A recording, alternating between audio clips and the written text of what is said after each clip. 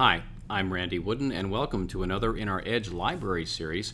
This time talking to job hunters about trying to increase an offer that a company has already made to you. And that's a very enviable position to be in.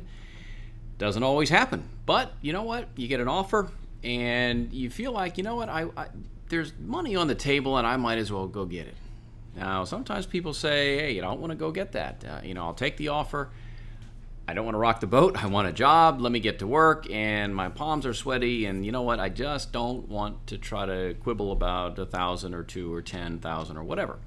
Fine. But if you do want to go back, let me give you a couple of pointers, a couple of tips that you might want to try to use to hopefully be able to get some more money or perhaps more vacation time or something else.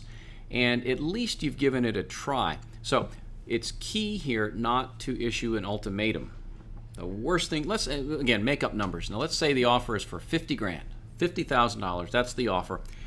And you ask, when do you need an answer? And they say a certain time frame. So you go back and then you talk a little bit about how you are very interested in the position, and that given your experience and the amount of skill that they're looking for and experience that they're looking for in the position, that you felt that perhaps their offer could be a bit on the light side. I wonder what could be done in terms of compensation. And then be quiet, let them talk. They may offer something in return. They may say, well, we could pay 52, or they may say, what did you have in mind? Or they may say, well, we can't do anything. I don't know what they'll tell you, but it's usually one of those three things. If they say there's nothing else that we can do, then you'd push for an early review. That would be one thing to do, to set aside some guidelines that say, if I meet these guidelines, let's sit down in a 3 or perhaps a 6-month time frame instead of waiting a year to do that review. Another option you could look at is perhaps an extra week of vacation. So there are some things you can play with here that are a little bit fluid. But let's say you're talking strictly dollars now, and the offer is 50. You've gone back and asked, said essentially, look, this may be a bit on the light side. What could be done in terms of compensation? And their response is, all right, hotshot, what is it going to have to look like? What do you need? Well, now you're getting boxed in a little bit, because you don't want to come out and name a number. Worst thing you can do is say 55, because they're either going to say, sorry, we're going to go to plan B here and take our other candidate. They may say, well, why 55? And now you're put in the position of having to justify 55, and by implication, you're making them seem cheap in that they didn't recognize why 55 was the number. And so even though you may not intend it to come across in kind of a preachy and condescending way, it can be interpreted that way. What I'd encourage you to do here is to throw out somewhat of a vague range. You could say, well, I'd envision something closer to the mid-50s. And then be quiet, let them talk.